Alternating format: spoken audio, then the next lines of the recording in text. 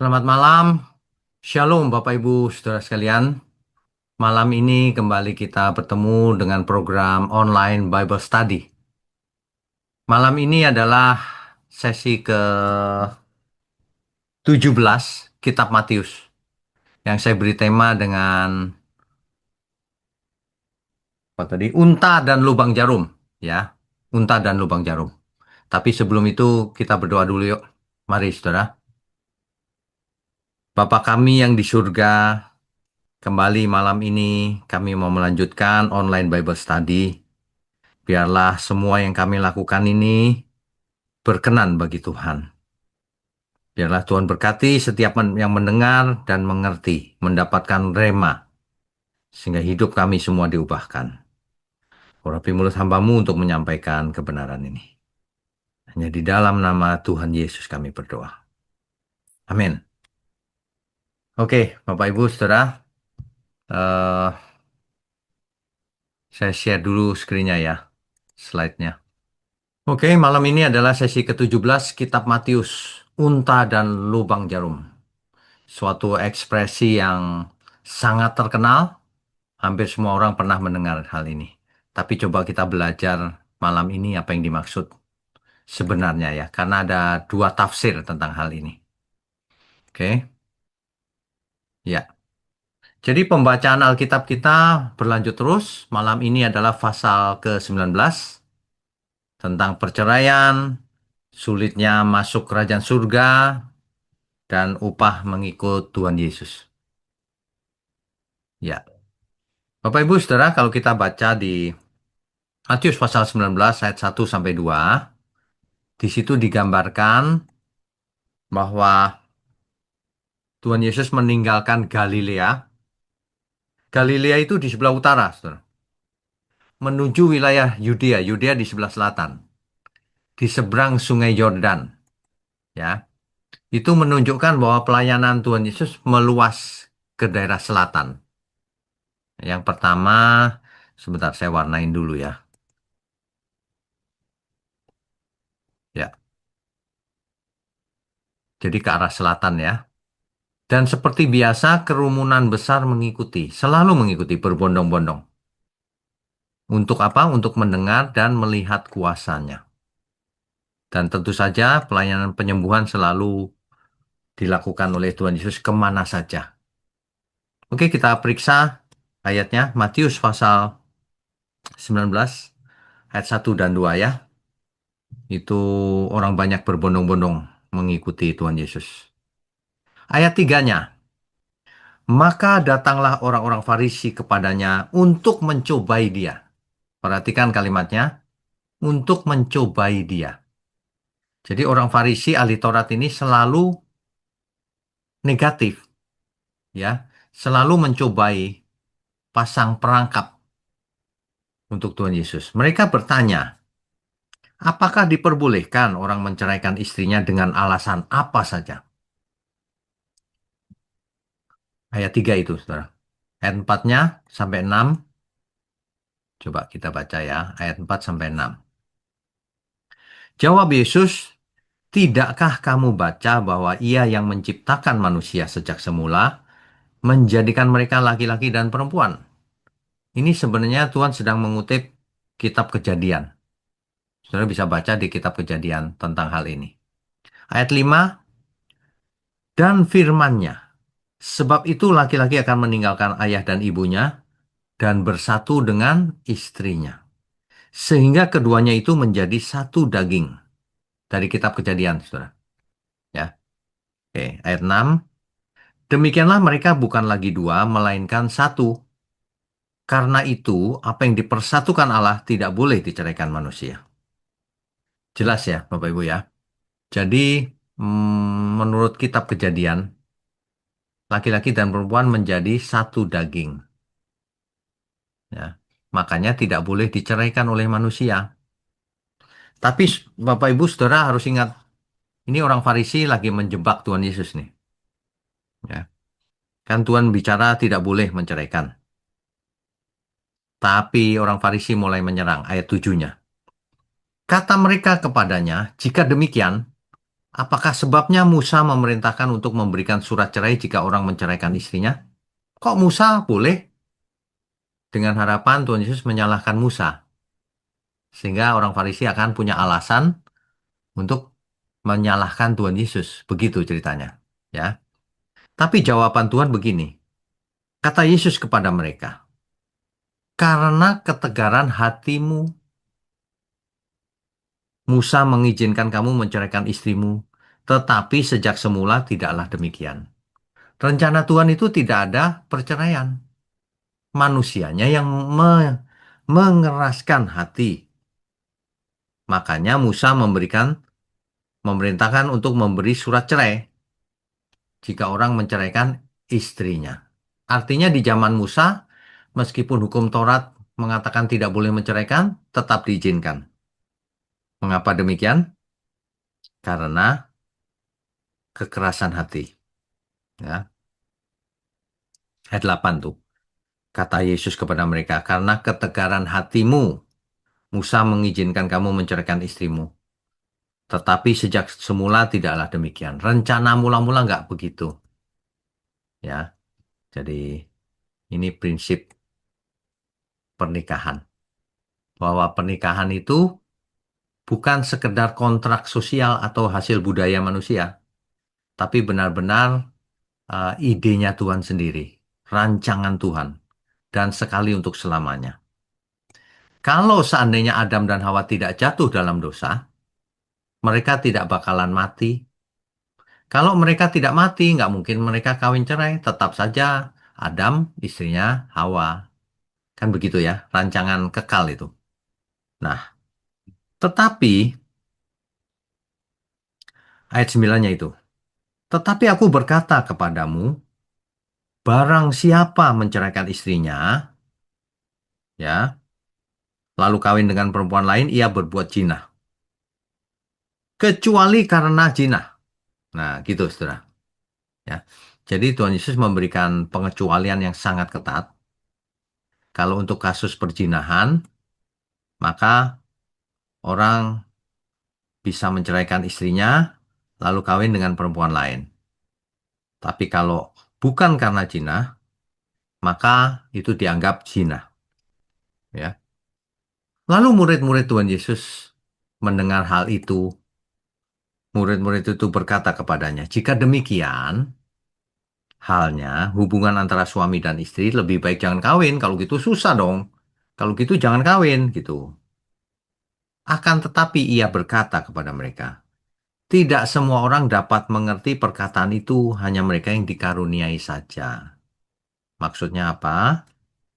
Maksudnya di ayat ke-12-nya itu tentang selibasi. Jadi ada istilah selibasi ya. Selibasi itu artinya tidak menikah, orang yang tidak menikah. Ya, di ayat 11 jelas tuh. Akan tetapi ia berkata kepada mereka, tidak semua orang dapat mengerti perkataan itu, hanya mereka yang dikaruniai saja. Maksudnya apa? Reaksi murid-murid ini. Mereka melihat pernikahan sebagai beban yang sulit dipertahankan. Mereka menyiratkan bahwa hidup melajang mungkin lebih mudah. Ya. Tapi di ayat 12 dijelaskan, Yesus menjelaskan bahwa karunia untuk hidup selibat, tidak nikah maksudnya, adalah panggilan khusus demi kerajaan surga. Ya. Ada yang cacat sejak lahir misalnya, terus nggak nikah gitu ya.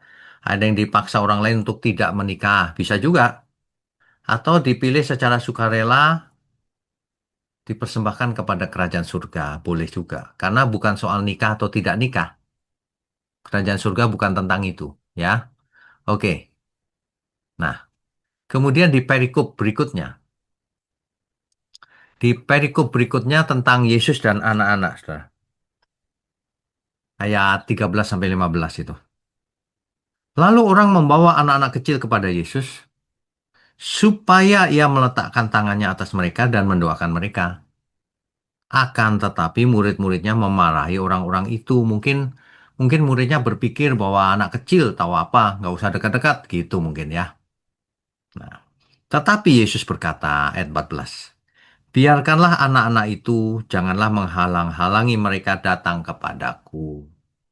Sebab orang-orang yang seperti itulah yang empunya kerajaan surga, yaitu orang yang datang kepada Tuhan, seperti anak kecil itu. Lalu ia meletakkan tangannya atas mereka dan kemudian ia berangkat dari situ. Ya, ini saudara. Jadi ayat ini mengajarkan dua hal yang sangat penting. Belas kasihan dari Tuhan Yesus terhadap yang lemah.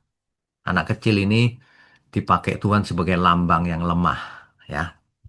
Dan prinsip kerajaan yaitu kita harus memiliki kerendahan hati dan ketulusan hati seperti anak-anak itu yang mau datang kepada Tuhan. Untuk masuk kerajaan surga itu begitu. Ya, oke. Nah, jadi berikutnya adalah ayat 16. Saya bacakan dulu ya. Coba sebentar. Kita baca dulu ayat 16-nya. Ada seorang datang kepada Yesus dan berkata, "Guru, perbuatan baik apakah yang harus kuperbuat untuk memperoleh hidup yang kekal?" Ini seorang pemuda ini, saudara. Apa yang harus kuperbuat supaya memperoleh hidup kekal? Jawab Yesus. Apakah sebabnya engkau bertanya kepadaku tentang apa yang baik? Hanya satu yang baik. Ya. Tetapi jikalau engkau ingin masuk ke dalam hidup, turutilah segala perintah Allah. Bapak Ibu Saudara, kalau di konteks hari itu yang dimaksud perintah Allah adalah hukum Taurat. Ya, jelas hukum Taurat. Jawab orang itu gini di ayat 18. Kata orang itu kepadanya, perintah yang mana? Kata Yesus. Jangan membunuh, jangan berzina, jangan mencuri, jangan mengucapkan saksi dusta, hormatilah ayahmu dan ibumu dan kasihlah sesamamu manusia seperti dirimu sendiri. Hukum Taurat, saudara. Orang muda ini, di ayat 20, kata orang muda itu kepadanya, semuanya itu telah kuturuti. Apalagi yang masih kurang. Jadi anak muda ini sebenarnya orang baik juga. Dia melakukan hukum Taurat, ya, bukannya orang yang jahat. Nah, tetapi ia tanya begini kepada Tuhan Yesus. Semuanya itu telah kuturuti, apalagi yang masih kurang. Kata Yesus kepadanya, jikalau engkau hendak sempurna. Oh, mau sempurna maksudnya bukan cuma baik. Oke. Jikalau engkau hendak sempurna, pergilah. Jualah segala milikmu dan berikanlah itu kepada orang-orang miskin. Maka engkau akan beroleh harta di surga. Kemudian datanglah kemari dan ikutlah aku. Perhatikan baik-baik ini, kalimat ini. Ya, orang muda ini sudah melakukan seluruh perintah Tuhan yang dihukum Taurat. Ia sudah merasa baik, tapi ia tanya kepada Tuhan, ada yang kurang? Tuhan jawab, jual seluruh hartamu. Bagi ke orang miskin, ikut aku. Tapi apa respon orang muda ini? Ayat 22. Ketika orang muda itu mendengar perkataan itu, pergilah ia dengan sedih. Kenapa sedih? Sebab banyak hartanya. Karena banyak hartanya, ia nggak mau jual seluruh hartanya itu untuk ikut Tuhan Yesus, untuk dapat harta di surga. Kan begitu kan? Ya jadi sedih karena banyak hartanya. Ayat 23. Yesus berkata kepada murid-muridnya, Aku berkata kepadamu, sesungguhnya sukar sekali bagi seorang kaya untuk masuk ke dalam kerajaan surga. Susah. Kenapa begitu? Ayat 24-nya. Sekali lagi aku berkata kepadamu, lebih mudah seekor unta masuk melalui lubang jarum daripada seorang kaya masuk ke dalam kerajaan Allah. Bayangkan tuh, saudara. Seekor unta yang besar sekali masuk lubang jarum itu lebih mudah loh dibanding orang kaya masuk kerajaan surga. Ya. Ayat 25. Ketika murid-murid mendengar itu sangat gemparlah mereka dan berkata, jika demikian, siapakah yang dapat diselamatkan kalau begitu? Iya dong. Siapa yang bisa selamat kalau caranya begitu? Ayat 26. Yesus memandang mereka dan berkata, bagi manusia hal ini tidak mungkin. Tetapi bagi Allah segala sesuatu. Coba kita analisa perikop ini ya. Sebentar.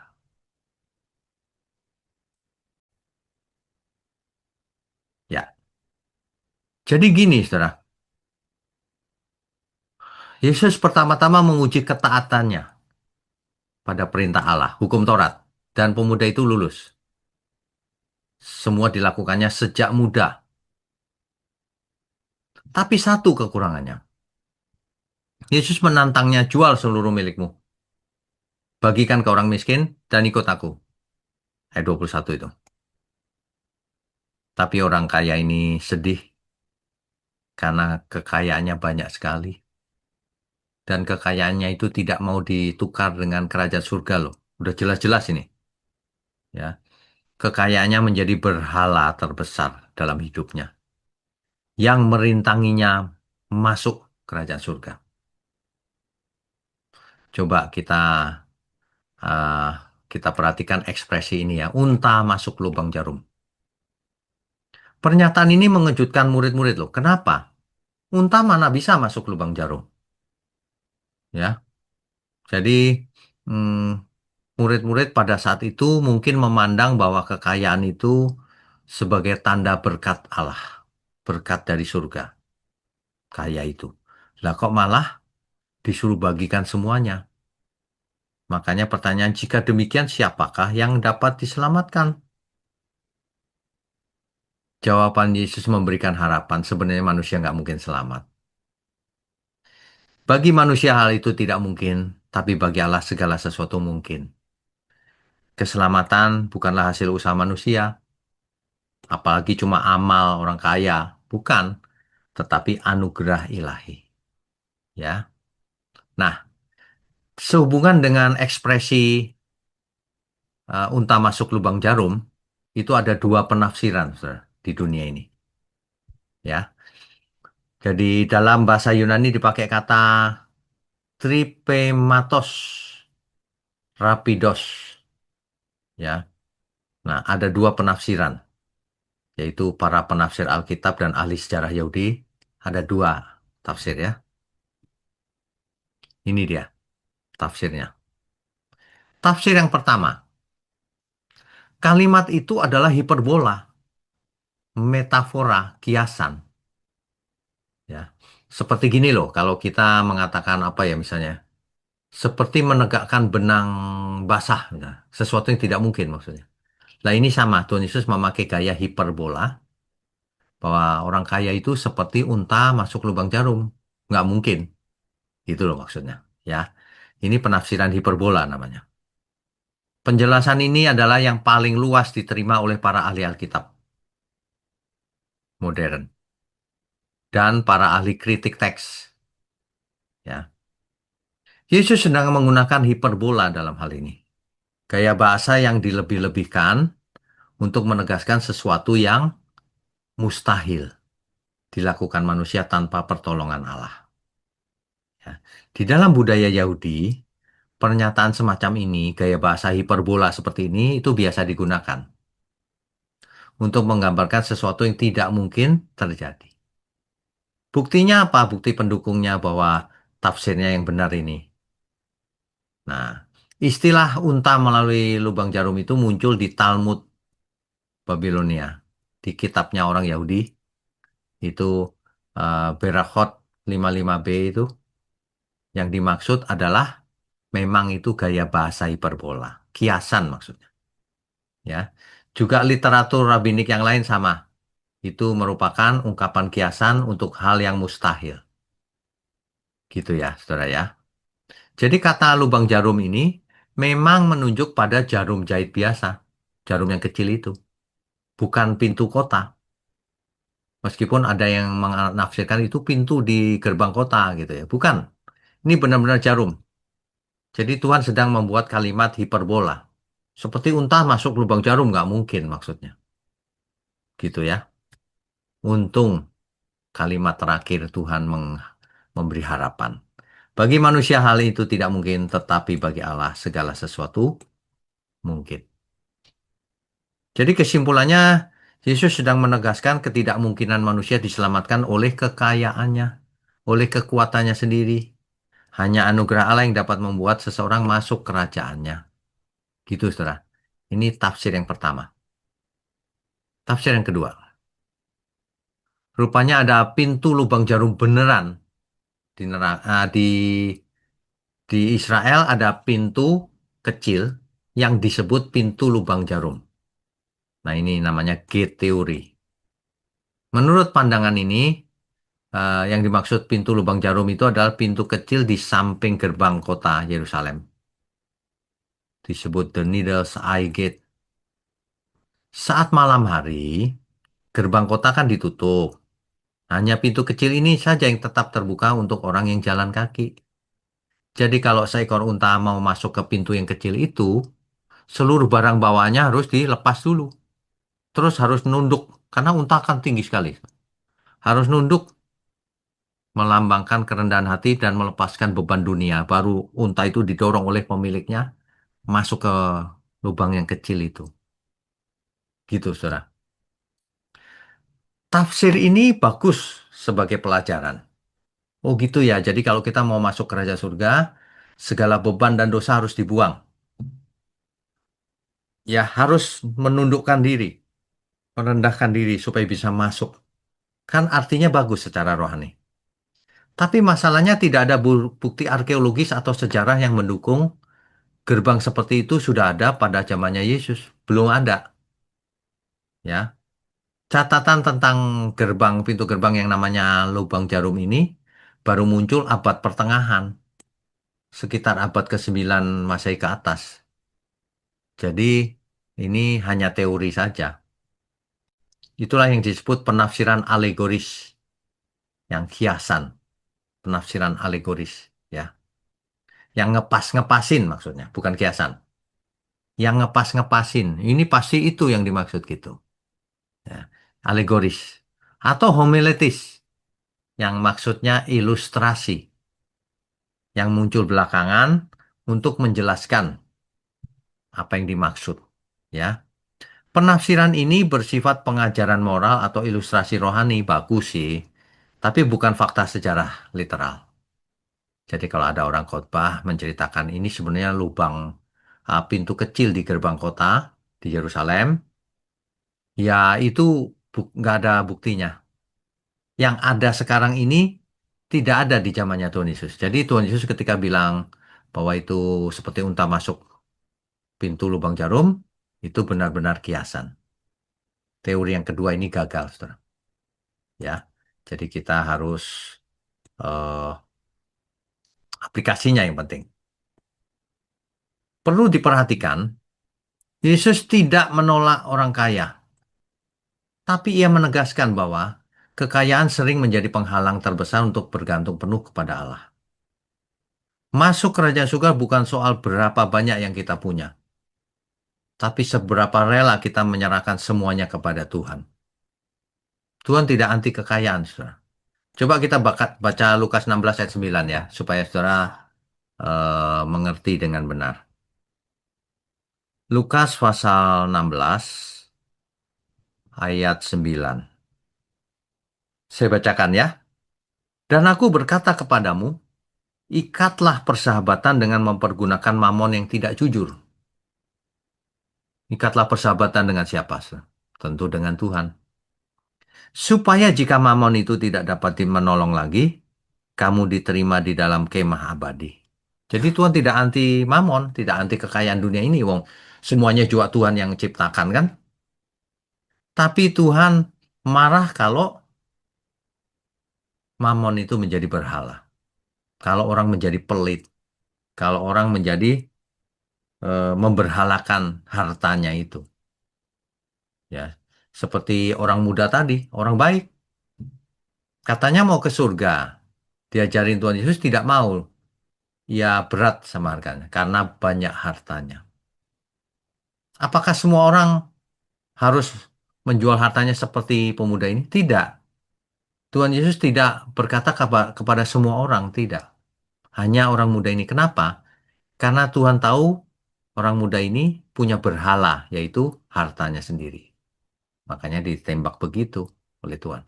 Terhadap Petrus, terhadap yang lain, terhadap semua, Tuhan tidak melakukan hal itu.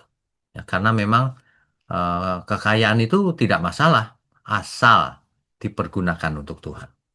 asal dipergunakan untuk menjadi berkat, ya. Jadi bukan kekayaan yang salah, bukan harta yang salah, tetapi hati manusia yang melekat pada kekayaan itu, sehingga membuat seseorang sulit masuk surga atau tidak mungkin masuk surga lagi. Gitu, saudara. Orang yang terikat dengan hartanya tidak mungkin masuk surga. Ya, orang tidak boleh punya berhala dalam hidupnya. Ini bukan berarti lalu saudara nanti jual semua rumah, harta semuanya lalu dikasih gereja. Bukan itu, saudara, artinya. Bukan. Ya, hati kita ada di mana? Itu artinya. Jangan sampai hati kita ada pada harta kita. Ya, jadi eh perbandingannya gini, saudara. Dari segi gaya bahasa, tafsir hiperbola tadi berupa kiasan atau hiperbola Yahudi. Tapi kalau teori gerbang, pintu lubang jarum, itu gaya bahasanya alegoris atau simbolik. Alegoris tepatnya, bukan simbolik, alegoris. Kemudian kalau berdasarkan bukti sejarah, yang hiperbola tadi itu diperkuat oleh teks Yunani dan Talmud. Sedangkan yang tafsir ini lemah karena munculnya baru abad pertengahan. Makna teologisnya, kalau yang kiasan atau hiperbola, manusia itu mustahil bisa selamat oleh kekayaannya atau oleh usahanya sendiri. Selamatnya hanya oleh Allah. Kalau tafsir teori gerbang, makna teologisnya, kita harus merendah, menanggalkan beban dunia ini dan masuk pintu yang sempit itu, gitu. Ya. Nah, yang diterima umum tentu saja yang kiasan ini. Kalau yang teori gerbang ini hanya populer di khotbah yang sifatnya ilustratif aja, untuk menggambarkan supaya orang mengerti. Nah, kemudian pertanyaan Petrus di ayat 27, ini menarik, saudara. Matius pasal 19 ayat 27. Lalu Petrus menjawab dan berkata kepada Yesus, "Kami ini telah meninggalkan segala sesuatu dan mengikut Engkau. Jadi apakah yang akan kami peroleh? Apa nanti dapat apa?" Gitu.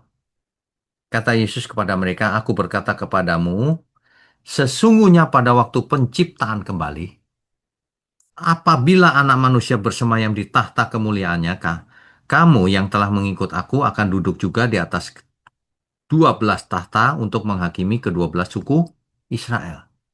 Ini upahnya, saudara. Jadi kalau kita perhatikan pelan-pelan ya, aku berkata kepadamu sesungguhnya pada waktu penciptaan kembali. Kapan itu penciptaan kembali? Nah itu dijelaskan. Apabila anak manusia bersemayam di tahta kemuliaannya. Pada waktu penciptaan kembali. Ingat ya, ketika Tuhan Yesus datang kembali, apa yang terjadi? Orang yang mati di dalam Tuhan bangkit lebih dulu.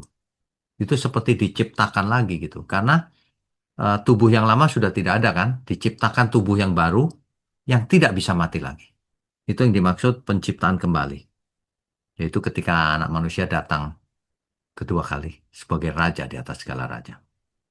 Ya. Nah, perhatikan baik-baik. Kamu yang telah mengikut aku akan duduk juga di atas 12 tahta untuk menghakimi kedua belas suku Israel. Untuk menghakimi, saudara. Apakah kita nanti menghakimi itu maksudnya menentukan siapa yang selamat, siapa yang tidak? Bukan itu maksudnya. Untuk menghakimi di sini konteksnya adalah untuk memerintah, untuk memimpin. Kedua belas suku Israel menggambarkan seluruh umat, memimpin umat di surga. Makanya nanti kita semua memerintah bersama Tuhan. Nah itu menghakimi itu memerintah juga sama. Ya. Ayat 29. Dan setiap orang yang karena namaku meninggalkan rumahnya, saudaranya laki-laki atau saudaranya perempuan, bapak atau ibunya, anak-anak atau ladangnya, akan menerima kembali 100 kali lipat dan akan memperoleh hidup yang kekal. Jadi kalau orang meninggalkan kenyamanannya, mengorbankan apa yang ia punya dan sebagainya, untuk Tuhan, maka ia akan beroleh hidup yang kekal, diberkati 100 kali lipat. Ini maksudnya. Makanya ayat 30-nya, tetapi banyak orang yang terdahulu akan menjadi yang terakhir dan yang terakhir akan menjadi yang terdahulu. Nggak penting, oh dulu lebih percaya lebih dulu dia sejak kecil. Nggak penting, ya. Yang penting faktanya, apakah yang apakah seseorang itu mau mengorbankan segalanya untuk datang kepada Tuhan, ya. Itu yang dimaksud. Biar orang yang datang belakangan, tapi kalau yang mengorbankan semuanya, dia menjadi yang terdahulu. Ini jangan salah mengerti ya, saudara ya. Nanti saudara lalu apa? Jual seluruh rumahnya, semuanya dikasih gereja, lalu ngemis di pinggir jalan. Bukan itu maksudnya ya. Bukan itu. Artinya semua harta kita, kalau ada, itu milik Tuhan. Harus digunakan dengan bijaksana. Jangan sampai hati kita ada di sana. Ya. Nah, jadi kita tahu sekarang, kalau orang tidak berkorban untuk Tuhan, mengorbankan hidupnya untuk Tuhan, ya nggak bakalan masuk surga. Jadi kalau orang tidak mengorbankan, nggak bakalan masuk surga. Nah, jangankan orang mengorbankan diri, orang malah makan korban. Milik orang lain diingininya. Malah merampok, malah menipu, malah korupsi. Bagaimana? Bagaimana mau masuk surga? Ya. Nah, ada 3 poin penting di Matius pasal 19 ini, saudara. Bahwa pernikahan itu suci, tidak boleh sembarangan, tidak boleh cerai. Ikatan suci. Harus ada komitmen kekal dan hormat dari pasangan. Ya. Nah, yang kedua, poin kerendahan dan ketulusan hati seperti anak itu loh, anak kecil yang datang kepada Tuhan.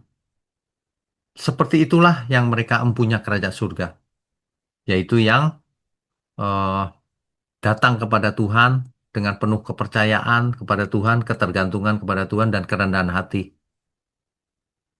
Yang ketiga, harga mengikut Tuhan. Harus melepaskan segala keterikatan duniawi, khususnya kekayaan. Ya, jadi keselamatan hanya mungkin karena kuasa atau anugerah Allah. Ingat, unta dan lubang jarum. Ingat ya, tadi sudah kita jelaskan, orang kaya sulit masuk surga, lebih gampang unta masuk lubang jarum. Nah, itu yang benar adalah memang begitu ceritanya, hiperbola. Bukan gini, unta masuk lubang jarum itu sebenarnya ada pintu di Yerusalem yang kecil, yang pendek. Ya memang ada kalau sekarang, tapi di zamannya Tuhan Yesus belum ada. Apa artinya? Tuhan Yesus sedang mengajarkan pakai gaya bahasa hiperbola. Dengan kalimat sederhana, nggak mungkin orang kaya yang seperti itu masuk kerajaan surga. Nggak semua orang kaya. Orang kaya yang seperti itu, yang hatinya ada pada hartanya. Manifestasinya kelihatan, sudah. Pelit, ya, mem- mau mengingini milik orang, mengumpulkan harta sebanyak-banyaknya, tapi tidak pernah jadi berkat, ya. Nah ini, padahal ini jelas sekali loh. Makanya saudara kalau rajin ikut online Bible study ini, saudara akan belajar bagaimana membaca Alkitab dengan benar, sesuai konteks, dan mengerti arti yang sesungguhnya. Sehingga kita dapat remanya. Sehingga kita bisa hidup sesuai kehendak Allah. Ya, baik. Kita bisa lanjutkan dengan diskusi dan tanya jawab tentunya. Yang pertama, oh sebentar saya buka dulu. Yang pertama, Ibu Dina, Dina Sumomba, silakan. Selamat malam Pak Wik. Selamat malam. Ya Pak, maaf eh, lagi kameranya lagi tidak dibuka. Nggak apa-apa, silakan Bu. Sinyalnya kurang bagus kalau dibuka. Ya, silakan. Eh, Terima kasih untuk pencerahannya malam hari ini Pak. Saya ingin bertanya dua hal Ya, tentang dari Matius 19 tadi Pak. ya, Khususnya di ayat 6 itu. ya, Demikianlah mereka bukan lagi dua, melainkan satu. oke. Karena itu, apa yang telah dipersatukan Allah tidak boleh diceraikan manusia. Ya, Begini saya bertanya Pak, tadi terpikir oleh saya, Apakah khususnya kita orang Kristen ini, apakah kita memang ini yang sudah berkeluarga, khususnya yang sudah berkeluarga ini, Pak? Ya, Apakah memang itu kita sudah dipersatukan Tuhan? Maksudnya kan kalau pernikahan itu kan pilihan sendiri, Pak. Saya pikir itu tidak ada semua yang sudah berkeluarga itu pasti mereka memilih sendiri pasangannya. Tidak ada yang langsung dari Tuhan bahwa ini dipilihkan oleh Tuhan, Pak, begitu. baik. Ini Di ini ah, pertanyaan yang sangat bagus, ya. Seringkali orang salah mengerti. iya, Dipersatukan Tuhan itu seolah-olah dijodohkan oleh Tuhan. Bukan, iya, Pak. bukan. Memang ada kasus tertentu yang Tuhan mempersatukan. Bisa, Iya, Bu. Tapi sebagian besar tidak, milih sendiri memang. iya, Pak. Nah, Diri sendiri. artinya apa dipersatukan Tuhan ini? Artinya gini loh, Bu. Ya, Kalau seseorang memilih pasangannya, boleh. Alkitab berkata boleh kok. Pilihlah yang sepadan, kan gitu kan? iya, Pak. Nah, artinya misalnya kita memilih pasangan. Nah, lalu diserahkan di hadapan Tuhan, diberkati bersama-sama, dipersatukan Tuhan. Gitu loh, Bu, maksudnya. Jadi bukan dipilihkan Tuhan, dijodohkan Tuhan, bukan. Tidak semua seperti itu. Iya, Sebagian besar milih, tetapi waktu pemberkatan disampaikan di hadirat Tuhan, dipersatukan Tuhan. Gitu maksudnya. iya. Karena Ya, banyak juga hal-hal banyak yang terjadi, Pak. ya, Karena satu kasus akhirnya kan menikah. ya. Uh-uh. Dan lain sebagainya. Kecelakaan misalnya, Bu. Kecelakaan akhirnya menikah. Jadi Kecelakaan lalu lintas gitu ya. iya, Pak. Jadi Oke, kan terus? bukan itu berarti kan bukan bukan berarti tapi kalau sudah dibawa di hadapan Tuhan berarti kita sudah dipersatukan Tuhan ya, Pak. Ya, Nah, oh, dipersatukan maksudnya ketika ada di pernikahan itu iya. disatukan, diberkati menjadi satu gitu maksudnya. Oh iya. Oh iya. Eh, masuk yang kedua, Pak. Ya, Ya. Yang kedua itu yang kata cerai tadi, Pak. ya, Ayatnya berapa lagi itu? Yang kecuali zina itu. ya, Ya. Kan begini, Pak, banyak kasus begini. Karena kan di firman Tuhan tadi ini tidak dijelaskan secara mendetail apakah yang diceraikan itu yang melakukan zina atau bagaimana. Kalau misalnya kasus begini, Pak. Misalnya ada suami istri. Misalnya suami yang berzina, tapi suami juga yang minta cerai. ya, lalu? Korbannya kan kan kebanyakan ada juga kasus begitu, Pak. Dia yang Ya, berzina minta cerai. ya. Padahal kalau di firman ini kecuali zina, zina yang maksudnya yang zina bagaimana itu, Pak? Zina kan suaminya yang zina. Oh, kalau yang di firman Tuhan itu suami yang zina. Bukan, maksudnya dalam kasus yang ibu tadi cerita, kan Ya, suaminya yang berzina tuh. nah, dia Nah, tapi yang suaminya salah suaminya, Bu. Yang salah ya, suaminya. tapi ya suaminya juga yang minta cerai. Terus Iya, bagaimana?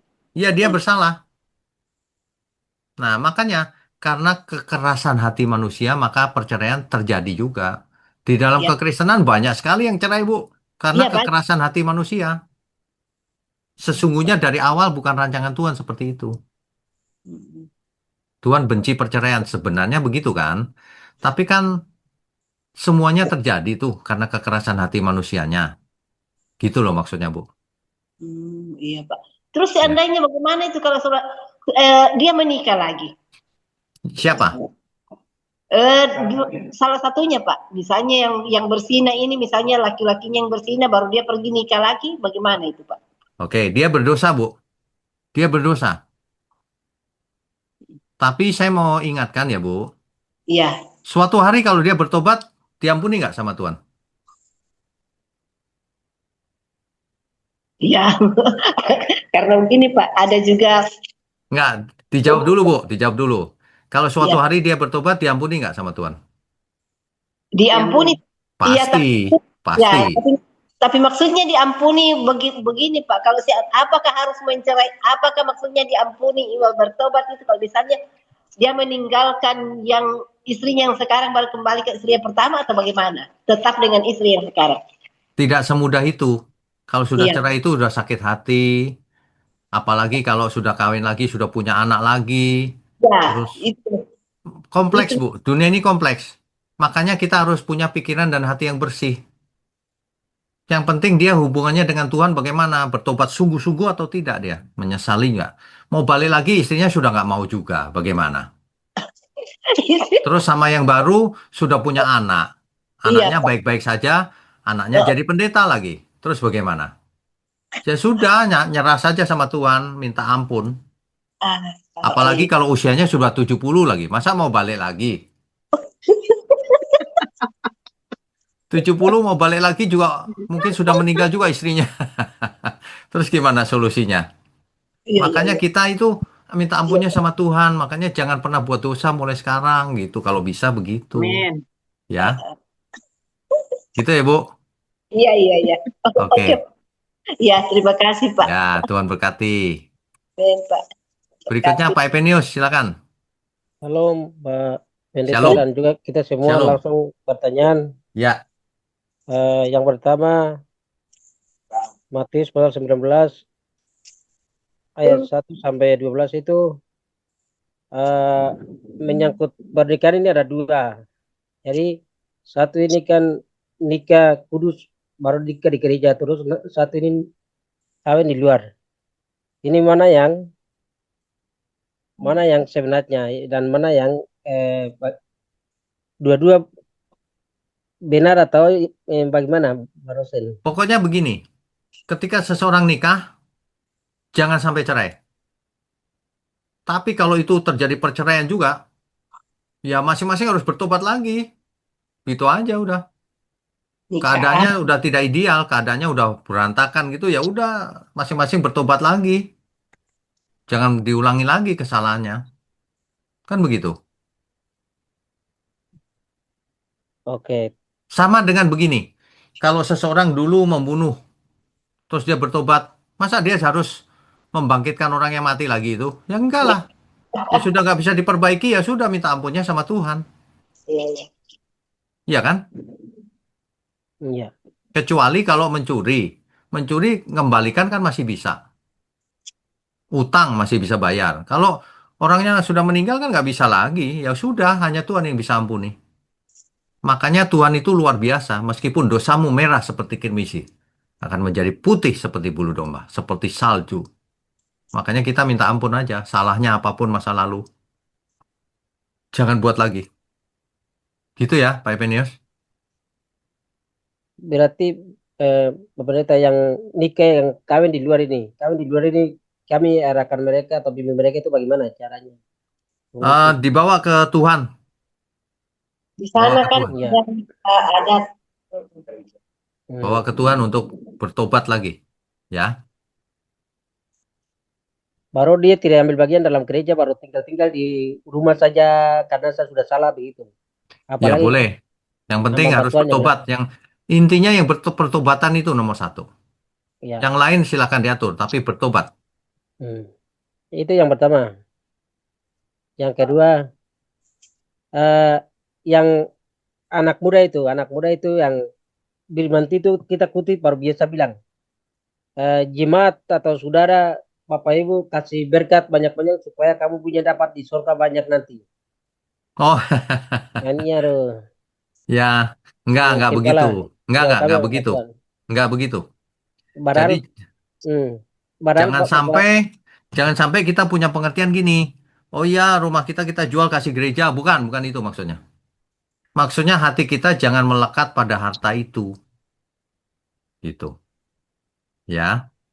padahal Bapak Pendeta ini harus sangat bukan semua kita ini. Jadi terima kasih. Ya, itu yang Hmm, sebenarnya itu yang mana ya? Itu yang hmm, tapi sudah bahas tadi. ya. Oke. Ta- Terus yang ke terakhir itu eh, di pasal 19 ini kan dari poin ada 4 poin ini poin judul-judul itu semua penting sekali tapi Pak Pendeta yang taruh judul ini unta dengan ini masuk lubang jarum ini yang ambil ini kenapa ya di ayat ini ayat dua Pertanyaannya puluh apa? empat ini yang Pertanyaannya apa? pertanyaannya saya tulis ini lihat dulu ini apa berbedaannya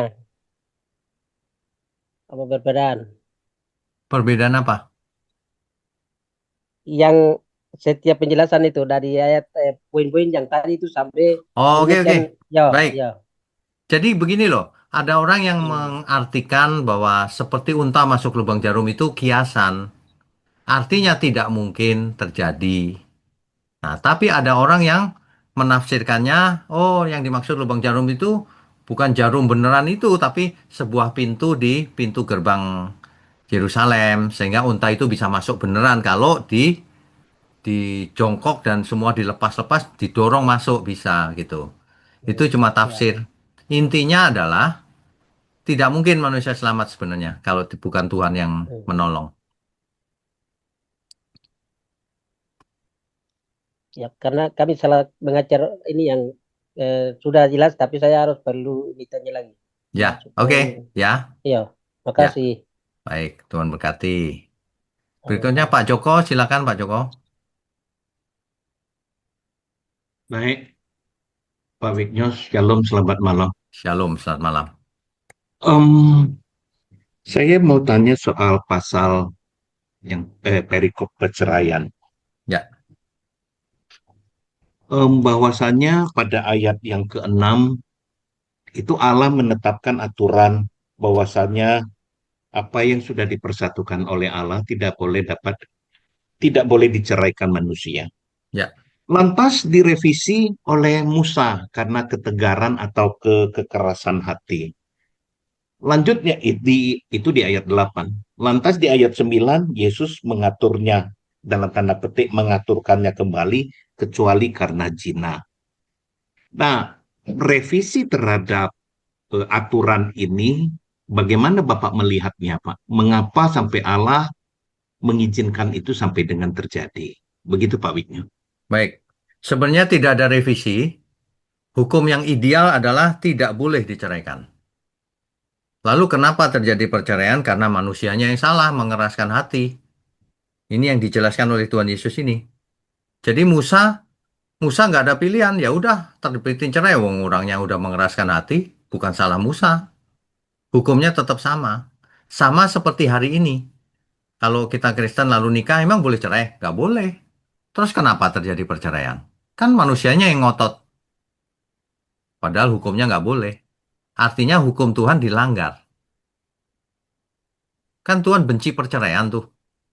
Lah kok Mm, manusia melakukan perceraian kan artinya melanggar hukum Tuhan manusianya. mm. Gitu. Ya, baik. Pak, pertanyaan terakhir yang kedua. Saya ingin membandingkan ayat 11 dengan 12D. Ya, Ayat 11 itu berbunyi, akan tetapi ia berkata kepada mereka, tidak semua orang dapat mengerti perkataan itu, hanya mereka yang dikaruniakan saja. Nah, dari sini kita mau tanya dulu, Pak, ya, perkataan Yesus yang mana? Lantas, mengapa untuk mengerti perkataannya pun harus mendapatkan karunia? Ya, lantas bagaimana kita sebagai orang Kristen boleh dapat memahami ini dibandingkan dengan ayat 12D? Siapa yang dapat mengerti, hendaklah ia mengerti. Nah, bagaimana ini Pak Wigno maksudnya? Terima baik. kasih Pak Wigno. Jadi ayat 11 dan 12 itu nyambung, Pak. Ini satu perikop, ya. Tidak semua orang dapat mengerti perkataan ini. Nah, artinya apa? Ada orang yang mengerti, ada yang tidak. Hanya mereka yang dikaruniai yang mengerti. Kenapa? Karena rupanya ada orang yang memang tidak dapat kawin. Ya memang lahir demikian. Nah, kalau itu mereka mengerti. Tapi hari ini kita sudah mengerti semuanya juga. Hari itu kan ini, kalimat ini kan hari itu. Kalau sekarang kan kita mengerti semuanya. Nah, itu kelebihan kita sekarang. Sekarang semuanya kita mengerti. Tetapi sekaligus tanggung jawabnya lebih besar. Mengerti dituntut lebih besar. Gitu. Begitu, Pak. Ya, Jadi, terus kenapa maksudnya penekanan apa lagi yang mungkin bisa kita dapatkan dari Tuhan Yesus mengulang ayat 11 terus di 12D, Pak? oke. Message-nya buat kita. Message-nya adalah di ayat 12 terakhir itu. Jadi sebenarnya ada yang orang yang tidak kawin, ada yang kawin, gitu loh. Dan itu nggak masalah. Kalaupun nggak kawin karena kerajaan surga. Kan gitu. Itu aja. Artinya kalau orang nggak kawin, persembahkan hidupmu untuk kerajaan surga. Padahal nggak gitu juga. Yang kawin juga sama, persembahkan untuk kerajaan surga juga. Gitu loh. Ya kan? Kita kalau baca Alkitab itu Pak, nggak boleh kaku juga. Kenapa?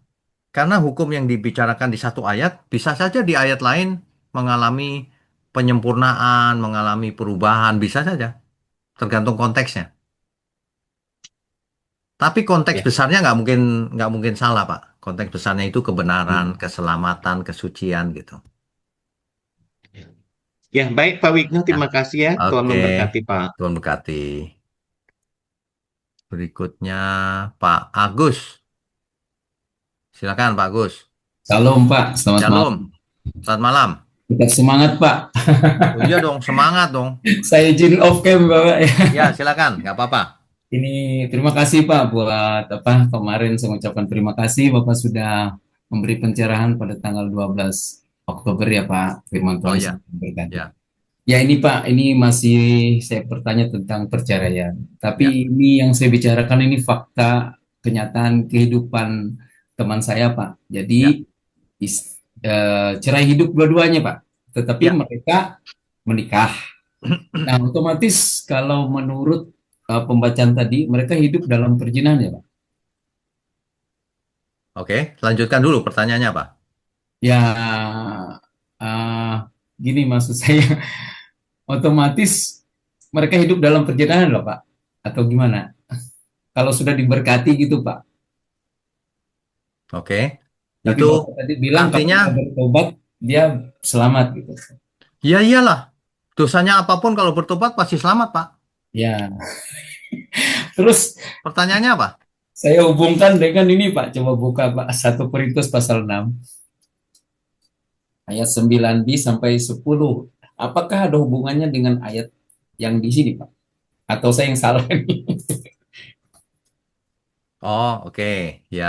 Ya, Ini sebenarnya ya, Pak, orang berzina, orang mencuri, orang apapun ya nggak selamat kalau tidak bertobat. ya,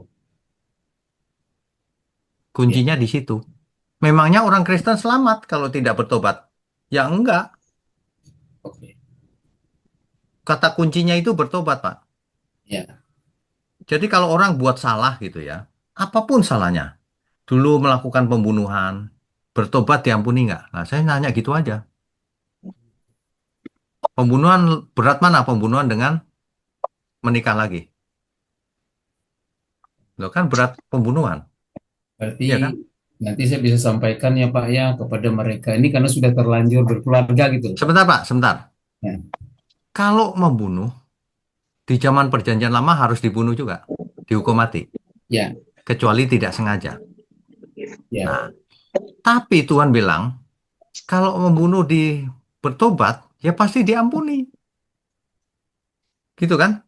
ya, Nah, dosa kita apapun kalau bertobat ya diampuni, Pak. oh ya, Orang kawin cerai, kawin cerai, kawin cerai, nggak karu-karuan gitu ya. Terus ya. pasti kena neraka. Nggak boleh bertobat. Ya boleh lah. Siapa bilang nggak boleh bertobat? Karena ada yang menjas dia, Pak. Nah, jadi dia takut, Pak. Jadi dia nyuruh saya nanya. Nggak Nanti, masalah. Yang menjudge itu bukan Tuhan. oh, Hakimnya Tuhan. berarti kami hidup dalam perjinahan, kan? Katanya gitu. Enggak. Oh Itu ya, kan dia menghakimi. Kan oke.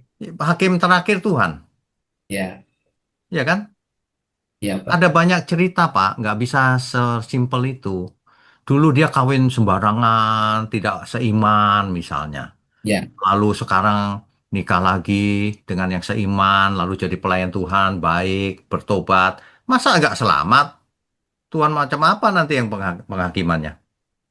Tuhan itu hakim yang adil, penuh kasih. Orang amin. bertobat dari dosa apapun akan diampuni. Asal Amin. benar-benar bertobat, bukan cuma di mulut. Ya, Ya, oke, Pak. Terima kasih banyak, Pak. Wiknya, oke. Pak. Untuk Tuhan semangat, berkati. Pak. Tuhan Amin. berkati. Nah, berikutnya Bu Meme, silakan.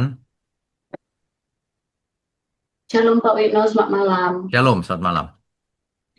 Saya punya sinyal oke ya Pak ya? Oke, suaranya jelas. Iya Pak, soalnya di sini hujan deras Pak. Oh, Iya, Ya, makasih ya Pak untuk malam ini. Pak, saya ada 3 pertanyaan, tapi simpel deh, ya, simpel dan singkat. ya, Yang pertama Pak, saya mundur dulu ya Pak, karena yang langsung itu saya ketinggalan satu. Yang itu soal pengampunan Pak, di Matius 18 ayat 21. Nah, itu kan Pak Petrus berkata kepada Yesus, Tuhan sampai berapa kalikah aku harus mengampuni saudaraku jika ia berbuat dosa terhadap aku? oke, Sampai 7 kalikah? Yesus berkata kepadanya, bukan, aku berkata kepadamu, bukan sampai 7 kali, melainkan sampai 70 kali 7 kali, gitu ya Pak ya? ya, Berarti sepertinya ini pengampunan itu tanpa batas gitu ya Pak ya? betul, Jadi Pak, kalau contoh ya, ini saudara kita sendiri ya Pak, ya, dia selalu buat salah gitu. Tapi ya, kan Pak, kalau kita pengajaran daripada Tuhan Yesus itu kan Pak, intinya kan pertobatan. Jadi ya. kalau dia nggak bertobat, apa kita juga mengampuni dia gitu ya Pak ya? Tugas kita mengampuni, tugas dia bertobat. Kalau dia nggak bertobat, terserah dia. Oh, gitu. Apa Tapi kita bisa, mengampuni itu bukan berarti kita dipermainkan ya, bukan. Kita tidak menghukum dia. tapi kalau dia mempermainkan kita gimana ya Pak ya? Jangan mau dipermainkan. Apa kita tinggalkan dia gitu ya Pak? Tapi kan Tinggalkan itu dia. saudara kita sendiri loh Pak. Tinggalkan dia kalau dia mempermainkan. Tinggalkan itu bukan cerai loh ya. Iya. Tinggalkan itu saya nggak mau urusan lah. Dia nipu terus misalnya, gitu loh. Bukan berarti kita mengasihi dia, tolong saya ditipu ya tiap hari ya. Bukan begitu. Mana ada begituan. Ya, Oh ya oke. Pak, paham Pak. Ya, Terus? yang kedua ya Pak ya. Ya, Saya mau tanya nih Pak, kan sesudah kejadian daripada Nuh, pasti dong ada manusia-manusia lain di muka bumi ini. Betul ya kan Pak? keturunannya Nuh. Iya ya, keturunan Nuh. Ya, Setelah terus? itu, setelah apa banjir itu selesai, Ya, bah ya, kan Tuhan berjanji dia akan memenuhi keturunan Nuh itu, memenuhi seluruh dunia. ya, terus? Sampai Abraham gitu ya Pak ya. Ya, Nah, jadi kalau kita ini manusia-manusia yang sekarang ini, apa kita juga disebut keturunan Adam dan Hawa juga ya Pak ya? iya dong. Loh kan Adam dan Hawa terus sampai Nuh, Nuh terus lagi ya tetap aja ujungnya Adam dan Hawa. Iya kan? Oh, Kan tapi ini kan nyambung, Pak, kan nyambung uh, terus. oh, langsung berkembang biak gitu ya Pak ya? Iya, Oh, saya ingat Tuhan berjanji seperti itu, terus macam Tuhan itu menciptakan manusia, contoh di benua Asia, Tenggara, oh kayak begitu Pak. enggak, Oh, kayak gitu ya. enggak. Oh, Hanya satu Adam dan Hawa lalu terjadi seluruh bangsa ini. oh langsung berkembang biak gitu ya Pak. Langsung ya, Oh, jadi kita keturunan Adam dan Hawa juga. betul. Oh ya, makasih Pak. Satu lagi ya Pak ya, Boleh. dalam perceraian Pak. Ya, Nah, contoh ya Pak ya, aku langsung ke itunya aja ya Pak ya, ke ya, pertanyaannya aja. ya. Kalau suami atau istri sudah meninggal, apakah boleh menikah lagi ya Pak ya? Ya boleh. Sudah meninggal ya boleh. Boleh ya Pak. Karena Contoh ya, ikatan pernikahan putus kalau salah satu sudah meninggal. tapi Pak contoh ya, dua-duanya masuk ini surga. Ya. Terus gimana dong kalau istrinya dua atau suaminya dua? Ini pertanyaan ini pernah ditanyakan kepada Tuhan Yesus dulu oleh orang Saduki. Nanti siapa istrinya gitu? Di surga kita nggak ada urusan suami istri. Di surga nanti Tuhan yang atur semuanya bagaimana, ya. Nah, kita belum pernah lihat surga. Pastikan kita masuk surga aja daripada berandai-andai nanti gimana ya? Nanti terserah Tuhan lah. Iya ya Pak ya. Saya langsung Ya, berpikir gini Pak, kalau ada dua istrinya ya satu cemburu gitu ya. Apalagi kalau masuk surga tiga-tiganya. Contoh istrinya dua, suaminya satu gitu. ya makanya jangan kawin lagi. Enggak. Di surga bukan soal kawin mengawinkan. Nanti sampai surga pasti udah lain itu suasananya. Terserah Tuhan aja di sana. Iya, ya. Ya, Ya Pak. oke. Makasih ya Pak. Shalom, Ya, Tuhan Tuhan berkati. berkati. Berikutnya, Simpson terus. Ayo, silakan. Shalom Pak, selamat Shalom. malam Pak. Selamat malam. Ya, terima kasih Pak. Saya itu ingin bertanya tentang mustahilnya keselamatan seperti unta masuk lewat lubang jarum. Ya. Apakah kita percaya duluan baru selamat Pak, atau kita karena kita diselamatkan sehingga kita percaya? Itu pertanyaan yang pertama Pak. Bagaimana Terus, pertanyaannya? Tolong diulang.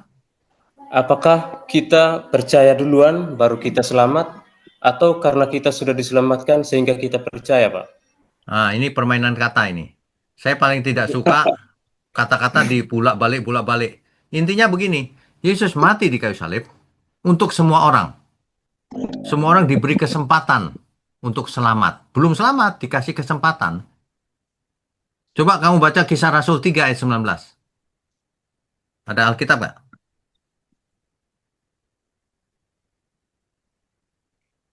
Bisa? Bisa. Ya, tolong dibaca. 19. Kisah Rasul 3 ayat 19. Ya. Karena itu, sadarlah dan bertobatlah supaya dosamu dihapuskan. Ya. Kalau tidak sadar dan bertobat, dihapus nggak artinya?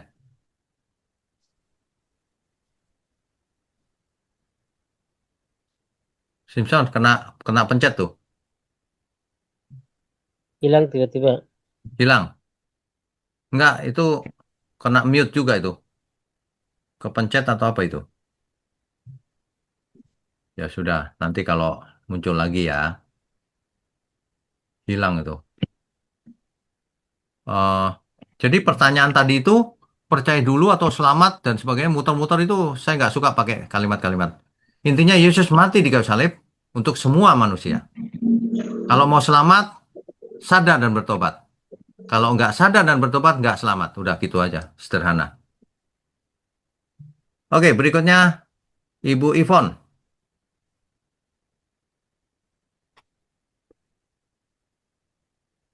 Ya, Bu. Di-unmute.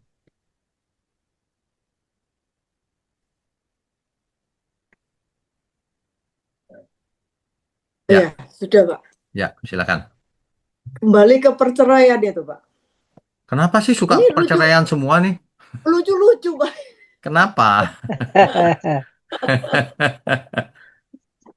Ya, silakan. Kenapa? Jadi kalau bercerai, kemudian yang kasus yang pertama tadi yang diomongkan yang pertama itu Pak. Ya. Yang laki bercerai kemudian menikah. Ya. Berarti sama-sama berzina, dua-duanya berzina ya Pak. Yang Ya, istri terus? baru dengan ini. Ya, terus? Kemudian kalau seumpama pasangannya yang dulu meninggal kemudian Pak. Terus? Apakah menjadi tidak berzina setelah itu Pak? Apa tetap berzina itu?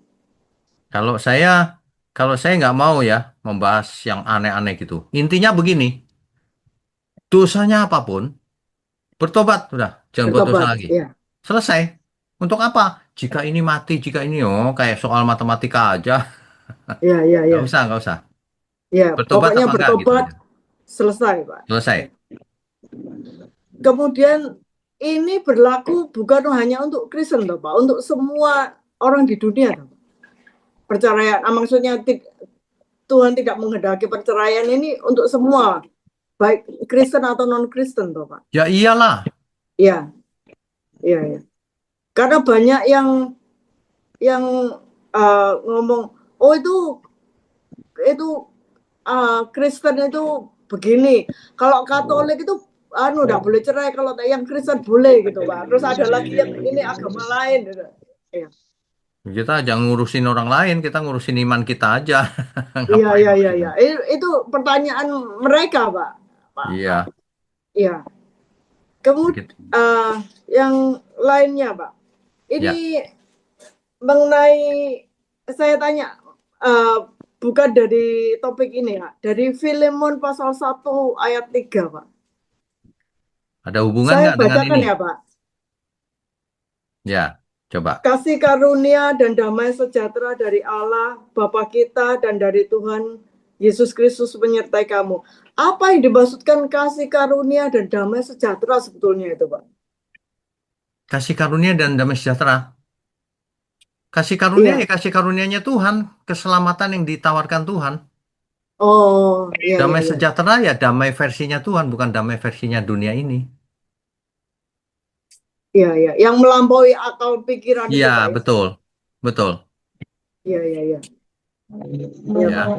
itu aja. Iya, iya, iya, Pak. Terima kasih. Cepat Oke. sembuh, Pak. Ya, ya. Ini Iya, saya duduk sambil nahan sakit. Nggak apa-apa. Oke. Eh, iya. Saya Tuhan doakan, berkati Pak. ya. Iya, Tuhan berkati. Oke. Hmm, siapa lagi ya berikutnya? Oh, Lika. Silakan. Halo Mbak Wigno, selamat Shalom. malam. Selamat malam. Terima kasih. Saya mau bertanya Pak tentang Ya, kehidupan seorang selibat ataupun orang yang belum menikah atau single ya, begitu ya Pak ya. ya, Dan saya tadi mendengar ada perkataan perzinahan dan saya mengingat bagaimana Tuhan Yesus juga membangun pagar di sekitar Taurat eh, bahwa ketika kita memandang dan mengingini lawan jenis itu sudah berzina namanya kan Pak. ya. Kemudian pertanyaan saya, jika seorang single ataupun seorang yang sedang belajar dalam kehidupan seorang selibat diserang pikiran-pikiran zina, tetapi orang itu berjuang untuk berkata tidak dan sampai dia pikiran-pikiran itu selesai menyerang dia itu uh, ketika dia diserang itu dan dia tidak tergoda itu tidak masuk dalam dosa ya Pak ya? Enggak, tidak masuk. Tidak. Baik, terima kasih. Oh, itu aja. Jadi Oke. ketika dia berjuang dan tidak membiarkan pikiran itu dibuahi itu tidak masuk dalam dosa ya Pak ya? Enggak, tidak masuk dalam dosa. Ya. Baik, terima Oke, kasih sangat. Tuhan berkati. Tuhan Yesus memberkati. Bu Farida, Surabaya, silakan. Ya, shalom Pak. Selamat Shalom. malam. Malam. Pak, saya Langsung. izin off cam ya Pak ya. Ya, langsung pertanyaannya. Ya. Pak, ini saya mau tanya yang di Matius 19 ayat 30 nih Pak. Oke. Saya bacakan ya Pak. Ya, Tetapi banyak orang yang terdahulu akan menjadi yang terakhir dan yang terakhir akan menjadi yang terdahulu. ya. Nah, saya ini kurang Belum paham Pak. kondangan bawa cucu sebagai teman. Akungnya lagi di Jakarta. Tolong diulang. Saya ini kurang paham di ayat yang Matius 19 ayat 30 tadi ini Pak. Oke. Nah, Ya. ini maksudnya ini, apakah ini maksudnya seseorang yang murtad, Pak? Seperti yang Bukan. dulu memulai dengan roh, tapi mengakhiri dengan daging, Pak. Bukan. Ini maksudnya adalah bahwa yang terdahulu belum tentu yang terdepan. Tergantung dari apa? Tergantung dari hidup mereka itu mau bayar harga atau tidak. Ini perikopnya kan ayatnya 27, 28, 29, 30. Nyambung ini, Bu.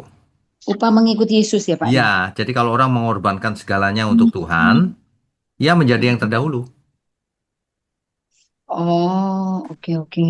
Kalau orang Jadi, nggak mengorbankan meskipun sudah lama, ya terbelakang dia. Kan banyak orang Tapi Kristen dari dulu gitu-gitu aja ya terbelakang dia, kalah sama yang baru bertobat. Tapi konteks ini maksudnya tetap sama-sama masuk kerajaan Allah ya, Pak ya? Iya, betul. Baik yang terakhir maupun yang terdahulu itu? Iya. Tapi intinya ini bukan soal masuk enggaknya. Menjadi yang terdahulu itu menjadi lebih dari yang belakang gitu. Karena apa? Karena lebih serius gitu. Oke. Oh, jadi bukan tentang pemurtatan ya, Pak? Murtad ya? Bukan. Oke. Ya. Iya. Pak, satu lagi ya, Pak ya? Boleh. Nah, ini tentang penyesatan, Pak. Ya. Nah, itu kan ada ayat yang berbunyi kan bahwa penyesatan tuh pasti ada, Pak. Ya. Tetapi celakalah orang yang mengadakannya ya, Pak ya. Betul. Nah, ini bagaimana dengan orang yang maksudnya menerima ajaran, tapi dia enggak tahu kalau itu ternyata ajarannya tuh agak melenceng, Pak. Melenceng sedikit gitu loh, Pak. Oke, Dia merasa gini. itu kebenaran, Pak. Gitu Oke, loh. begini. Apakah Tuhan itu enggak fair gitu loh, Pak, maksudnya? Tuhan adalah hakim yang sangat adil. Iya. Pertanyaannya, kalau orang diajarin meleset kok dia setuju, kenapa? Mungkin dia enggak tahu, Pak, karena melencengnya Kalau nggak sedikit. tahu, apa yang harus dilakukan kalau nggak tahu? Cari tahu ya, Pak ya. Iya, dia sudah cari tahu belum? Nah, Tuhan nanti bisa tanya gitu. Aku nggak ngerti Tuhan. Ya kamu udah belajar belum? Belum ya salahmu kalau gitu. Nggak Hmm. bisa loh orang bicara gini. Saya itu nggak ngerti. Nggak ngerti ya Iya, belajar. Oh nggak ngerti kok nggak belajar. Nggak bisa. karena kan Kita nggak bisa ajaran itu alasan. banyak ya Pak ya. Ada ajaran yang sedikit aja tuh Pak. Kan Saya kelihatannya kasih benar. tahu ya. Kalau ada nabi palsu, yang binasa nabi palsu dan pengikutnya. Pengikutnya nggak bisa bilang begini. Aku nggak ngerti sih. Oh nggak bisa. Apalagi zaman sekarang. Oh, Oh, di YouTube tinggal klik. Bandingin satu sama lain. Baca Alkitab. Mau baca Alkitab nggak? Nggak mau ya salahmu sendiri. Kan gitu. oh iya iya iya. Ya Berarti kan? tidak ada alasan ya Pak ya? Nggak ada. Iya iya. Baik Pak. Oke. Ya, Pak, Pak cepat sembuh juga nih Pak. Iya, iya. Terima kasih. Iya, terima kasih juga Pak untuk pencerahannya. Tuhan memberkati ya Pak. Tuhan berkati. Oke, Ya, berikutnya Pak selamat David. malam. Yuk, silakan. Shalom Pak Gem. Shalom. Pak, butuh pencerahan nih Pak. Ya, Di ayat 27 kan dikatakan Petrus mengatakan kami meninggalkan segalanya segalanya untuk mengikuti engkau. Apakah dia juga meninggalkan keluarganya atau bagaimana Pak Gem? Apa dia bercerai atau gimana kalau meninggalkan keluarganya demi Tuhan? Apakah itu diperkenan atau gimana Pak? dia tidak Pencerahan. cerai. Tapi dia ikut Tuhan kemana saja Tuhan pergi. Mau ke Itu Allah. diizinkan Pak. Ya Kalau boleh iyalah. menikah. Ya iya dong. Misalnya saya misi ke daerah mana gitu. Kan diizinkan meninggalkan keluarga. Masa saya di rumah aja setiap hari? Ya kan nggak gitu. Saya sering keluar kota dulu banget. Anak saya masih kecil ya. Memang begitu. Petrus meninggalkan keluarganya ikut Tuhan Yesus terus. Nggak masalah. Tapi Petrus pernah pulang loh ke rumah mertuanya. Hmm. Ya, dicatat kan. Iya, iya. Jadi sebenarnya bukan tidak bertanggung jawab. Mungkin pulang tapi nggak dicatat di Alkitab. Pulang sebentar ikut lagi dan seterusnya gitu. Bisa aja. Iya, saya ditulis di Alkitab ngasih bertemu dengan mertuanya, bukan mantan Iya, mertua. Berarti iya, belum cerai. Tapi kenapa iya. ditinggal gitu, Pak? Nggak ditinggal. Kayak Cuman ditinggal ya, lagi Pak? tugas sama Tuhan Yesus ya pergi. Kayak kalau Pak David ditugaskan kantor pergi nggak? Ya, Nah, terus cerai itu namanya. Kan bukan. Lagi tugas. ya, Ya kan? ya, Pak. Mm-mm. Itu aja. Oke. Ya, begitu aja, Pak. Oke, Makasih, Tuhan Pak Gem. berkati. Ya, Tuhan berkati, Pak. Pak Ginting, silakan. Ya, selamat malam Selamat Pak malam. Gem dan Bapak Ibu semua. Terima kasih Pak sebelumnya. Em, Masih tentang perceraian, Pak. Ya, Tampaknya memang isu perceraian ini tidak akan pernah surut karena makin maju teknologi dan zaman, seperti yang Bapak bilang juga, akhirnya kebenaran menjadi tampaknya bersifat subjektif tergantung pemahaman orangnya begitu. Nah, relatif. Ya, jadi saya pikir akan terus banyak perdebatan bahkan atau setidaknya diskusi tentang perceraian ini. ya, Saya lihat dalam dalam sebuah studi tentang antropologi budaya Semitik atau Yahudi, ya, kala itu ada dua mazhab gitu Pak ya, dua mazhab teologi atau dua ya, mazhab dua mazhab em, Taurat, ahli Taurat, Syamai dan Hillel gitu Pak ya, ya, mazhabnya betul. Syamai dan mazhabnya Hillel. Ya, Kalau mazhabnya atau kelompoknya Hillel kan berkata seorang suami dapat menceraikan istrinya bahkan karena masalah kecil, misalnya karena dia membakar atau mengasinkan hidangannya atau sesuatu yang sepele gitu ya Pak ya. ya, ya, ya, Eh, Bahkan hal-hal yang sepele yang lainnya. ya, Itu ada kelompok yang berpendapat ya, seperti itu. Kemudian sebaliknya kelompok atau mazhabnya Syamai ini berkata seorang laki-laki tidak boleh menceraikan istrinya kecuali dia mengetahui bahwa istrinya telah melakukan hubungan seksual yang terlarang. ya, Tampaknya Tuhan Yesus sedang kan kita tahu bahwa pendengar atau penerima pesan surat atau Injil Matius ini kan orang Yahudi Pak ya, yang Ya, mereka juga tahu Taurat kan gitu Pak ya, tahu hukum Taurat itu benar, seperti apa, benar, hukum tentang perzinahan juga seperti apa konsekuensinya kan begitu Pak ya. benar. Saya melihat bahwa Tuhan Yesus sedang sepertinya menunjukkan em, apa namanya posisinya dia yang sepertinya menyetujui apa yang menjadi pendapat mazhab Syamai gitu Pak, bahwa selain karena zina maka tidak boleh menceraikan. Dan saya berpikir begini Pak, seperti yang tadi saya singgung, kan orang Yahudi tahu bahwa zina itu konsekuensinya kalau kita lihat di hukum Taurat di Perjanjian Lama itu kan hukumannya mati Pak, Ya, betul, dirajam batu. Jadi betul. seolah-olah Tuhan Yesus bilang begini, kalau seorang suami menceraikan istrinya karena zina, maka kamu akan membunuh istrimu kalau misalnya dia tidak benar-benar berzina, kemudian kamu ceraikan. Hmm, Em, se- apa namanya? Seolah-olah saya lihat Tuhan Yesus sedang menegaskan bahwa kalau kamu menceraikan istrimu, em, entahkah dia karena berzinah atau tidak berzinah, maka istrimu itu akan mati. Dan kedua, mati karena kalau benar-benar menceraikan kan orang tahu itu karena zina kan gitu Pak ya. ya, Maka konsekuensinya mati. ya, Nah, kemudian saya melihat bahwa sepertinya Tuhan Yesus sedang mengembalikan em, pemikiran yang kepada bangsa Israel kepada pemikiran yang benar seperti yang dia katakan bahwa sejak semula tidaklah demikian. betul, Harusnya tidak ada perceraian begitu. Jadi benar. seolah-olah atau yang saya tangkap sebenarnya Tuhan sedang mengajarkan para pendengarnya kala itu bahwa perceraian itu sebaiknya atau seharusnya tidak terjadi begitu. Bagaimana menurut Benar. Bapak? Ya, benar.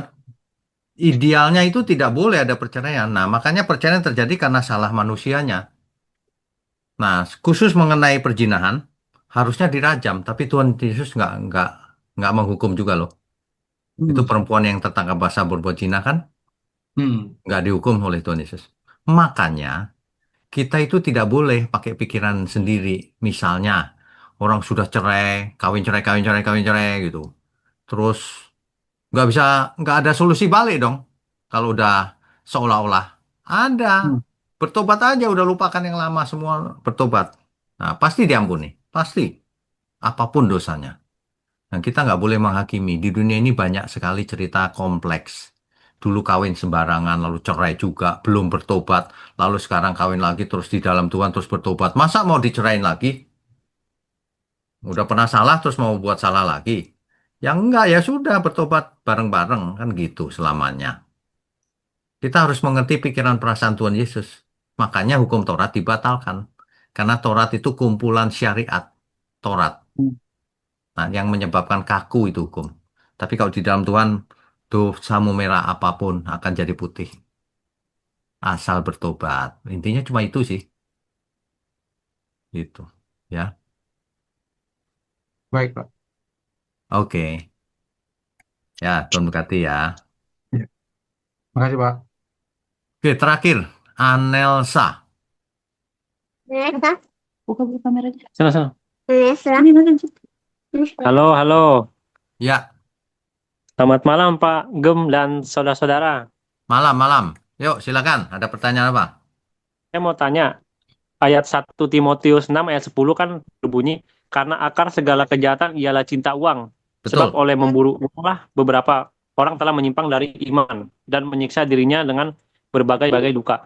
Ya, pertanyaannya? Nah, saya mau tanya, kadang kan kalau istri saya ngajak pergi di hari-hari biasa, misalkan hari Senin ngajak begini, itu kadang saya suka sayang-sayang tuh, aduh mending kerja daripada jangan-jangan kan masih ada Sabtu atau Minggu.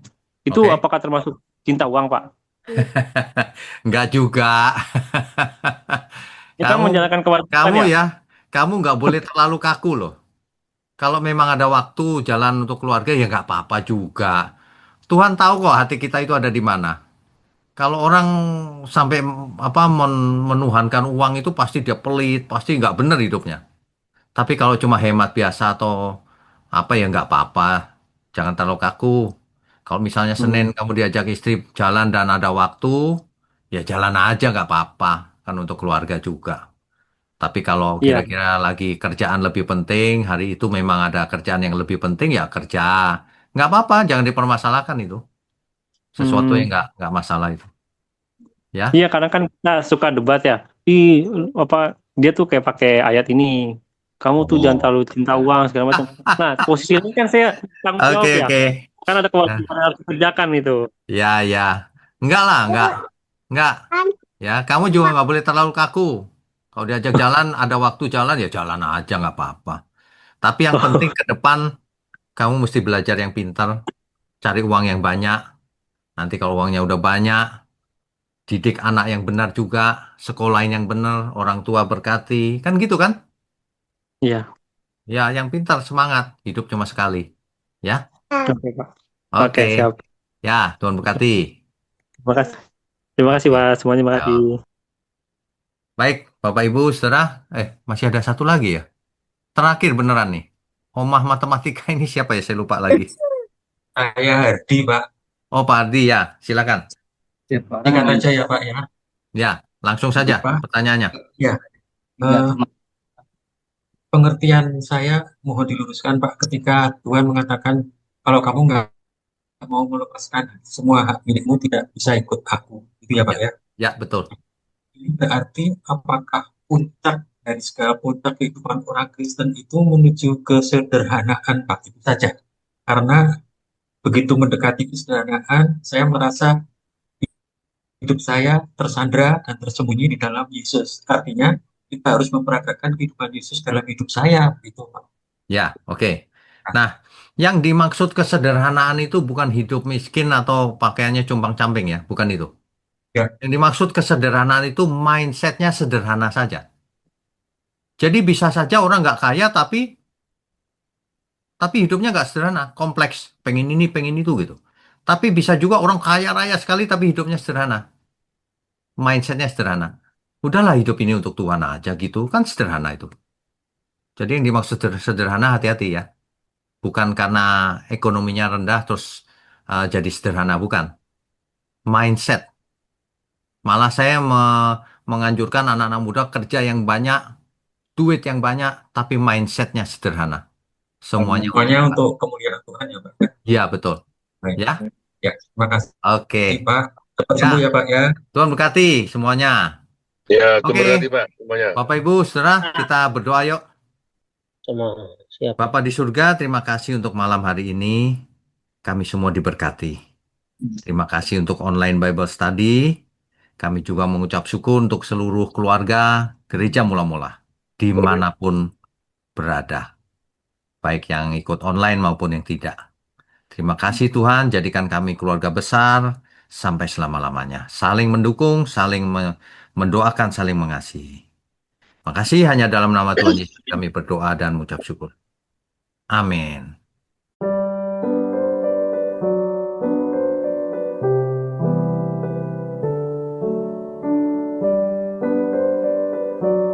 Saudara sekalian, bicara soal kebenaran, setiap orang merasa benar. Makanya semua kecap di nomor satu kan. Ada orang yang mengatakan saya paling benar, ini paling benar, itu paling benar. Mana sebenarnya yang paling benar? Oleh sebab itu, hadiri seminar 7 natur kebenaran dan aplikasinya. Seminar ini wajib dihadiri oleh para teolog, apologet, pengkhotbah, bahkan oleh para jemaat sendiri. Agar kita bisa membedakan manakah yang benar, manakah yang salah. Inilah alat uji kebenaran yang sangat objektif dan alkitabiah. Pastikan saudara ikut dan ajak seluruh saudara dan sahabat-sahabat. Bapak-bapak dan ibu-ibu yang terkasih dimanapun berada, yuk kita belajar pelajaran Alkitab bersama secara online setiap hari Rabu jam 7 malam bersama pendeta Bapak Wiknyo Tanto secara online, bisa melalui Zoom. Tetapi kita harus mendaftarkan dulu ke nomor berikut ini. Selamat bergabung dan Tuhan Yesus memberkati.